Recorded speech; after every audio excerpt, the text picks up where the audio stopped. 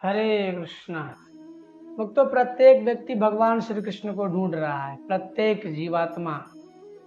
ऐसा नहीं एक दो या जो भक्ति कर रहे हैं, जो भक्ति नहीं कर रहे हैं, सब लोग कृष्ण को ढूंढ रहे हैं। कैसे? भगवान ने बताया।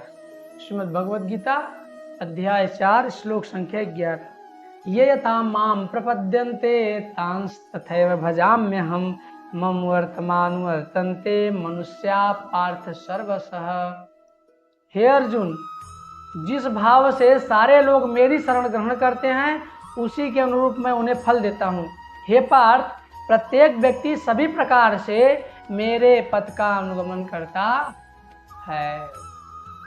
ये भगवान बता रहे हैं। अब भगवान का प्रमाण तो सर्वोच्च है भैया। यहाँ कहते हैं कि प्रत्येक व्यक्ति कृष्ण को अपने विभिन्न स्वरूप में खोज रहा है, अपनी इच्छा के अनुसार, अपनी बुद्धि के अनुसार, अपने तर्क, अपने ज्ञान के अनुसार खोज रहा है। कोई उन्हें कड़कड़ में ब्रह्म के रूप में खोज रहा है, कोई परमात्मा के रूप में खोज रहा है, कोई साकार स्वरूप में खोज रहा है। खोज तो सब रहे।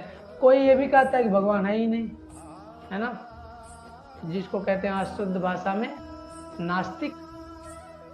भगवान है नहीं, मैं भगवान को नहीं मानता। नहीं मानते भाई, इसका मतलब वो व्यक्ति है तभी तो नहीं मानते हो ना। इसका मतलब वो भी खोज रहा है, किसी और रूप में खोज रहा है। तो भगवान को सब खोज रहे हैं, मिलेंगे किसको? किसको मिलेंगे? आइए हम लोग जानते हैं किसको मिलेंगे। यहाँ पे बताया गया कि भगवान को प्रत्येक व्यक्ति खोज रहा है, ढूंढ रहे हैं लोग। तो भगवान कड़कड़ में है ब्रह्म के रूप में। ब्रह्म एति परमात्मेति भगवान एति शब्दते। उसी कृष्ण को ब्रह्म कहते हैं, परमात्मा भी कहते हैं और भगवान भी कहते हैं। ब्रह्म के रूप में कृष्ण कड़कड़ में है, परमात्मा के रूप में हम सब जीव के हृदय में हैं, और साकार स्वरूप में कृष्ण अपने गोलोक धाम में है।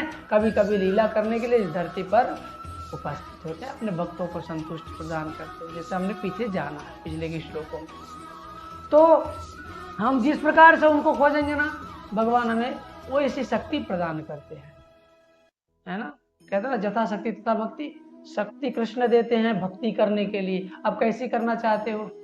ब्रह्म ज्योति में लीन होना चाहते हैं, कृष्ण आपकी मदद करेंगे, हो जाओ लीन।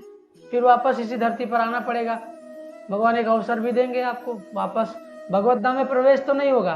प्रभुपाद जी यहाँ साफ लिख रहे हैं परपट में कि भगवत धाम में प्रवेश करने ही नहीं दिया जाता ऐसे व्यक्ति को जो ब्रह्म ज्योति में जाना चाहते हैं। उनको वापस एक अवसर भगवान देते हैं इस धरती पर फिर से कार्यकलाप करने के लिए। भक्ति करना ही पड़ेगा, ठीक ठीक जान लीजिए। उसके बाद परमात्मा के रूप में कोई ढूंढ रहा है भगवान को, भगवान उसकी भी मदद करते हैं। अब कोई साकार रूप में। भक्त तो इस जीवन में भी प्रसन्न होता है और इस जीवन के बाद भी प्रसन्न। भक्त के लिए ये कलयुग में ही वैकुंठ है, इस मृत्यु लोक में ही वैकुंठ भक्त के लिए, यही गोलोक है उसके लिए, अगर वो भक्ति में कृष्ण को जान कर तत्पर है।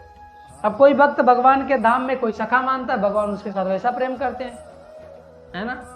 कोई भगवान को ऐश्वर्य रूप में मानता है, भगवान मानता, भगवान उसके साथ वैसा होते हैं। कोई प्रेमी मानता है, भगवान उसके साथ वैसा होते हैं। तो भगवान कोई पुत्र मानता है, भगवान पुत्र की लीला करते हैं। जैसा हम रहेंगे इस जगत में, जैसा प्रेम बनाएंगे, भगवान वहां गोलोक में वैसा प्रेम हमें विनिमय करते हैं, आदान प्रदान करते हैं। भगवान बिल्कुल 1% भी भेदभाव नहीं करते। हम जैसा करते हैं वैसा ही आदान प्रदान भगवान करते हैं, तो ये ध्यान रखना है।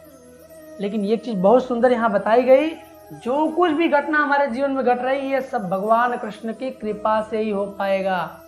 निराकार भक्ति हो, परमात्मा के रूप में भक्ति हो, साकार स्वरूप में जो भी है, कृष्ण के कृपा के बिना कुछ होने वाला नहीं। इसमें भागवत में बताया गया है कि जब तक हम कृष्ण भावना में उच्चतम स्तर तक नहीं पहुंच सकते हैं, तब तक इस जीवन में जन्म मृत्यु जरा व्याधि में आना ही पड़ेगा।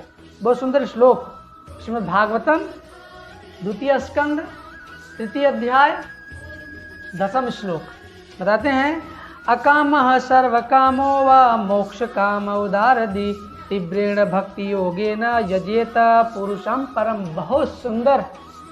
मनुष्य चाहे निष्काम हो, फल का इच्छुक हो, मुक्ति का इच्छुक हो, किसी भी चीज का इच्छुक हो, उसे अपनी पूर्ण सामर्थ्य के अनुसार भगवान श्री कृष्ण की सेवा करनी चाहिए। पूर्ण सामर्थ्य, आपके पास जो भी है, आप जो पाना चाहते हैं, जो कुछ भी चाहते हैं, अपनी पूरी सामर्थ्य के अनुसार भगवान कृष्ण की भक्ति करें, और जिसका पूरा पूरा उदाहरण पर्यवसान भगवान श्री कृष्ण भावनामृत में दिया हुआ। इसलिए जितना जल्दी हो सके कृष्ण भावनामृत की इस आंदोलन में अपने आप को जोड़ें, और जितना जल्दी हो सके अपनी इच्छाओं को पूरी करें। इच्छा क्या हमारी है? आत्मा की तो एक ही इच्छा, कृष्ण का धाम। शरीर की दुनिया भर की इच्छा है। तो आत्मा की आवाज को सुनना है। आत्मा कृष्ण से प्रेम करती है, यानी हम कृष्ण से प्रेम करते हैं, कृष्ण ही हमारे संबंधी है। बाकी संसार में बहुत कुछ जुटाने की इच्छा हो, उसको रोकने का प्रयास करें। लेकिन यहाँ बताया गया कुछ भी इच्छा है, फिर भी अपनी सामर्थ्य के अनुसार कृष्ण की सेवा करें, निश्चित कृष्ण आपकी मदद करेंगे और आप कृष्ण को ढूंढने में सफल हो जाएंगे। सबसे बड़ी बात तो ये है। हरे कृष्ण।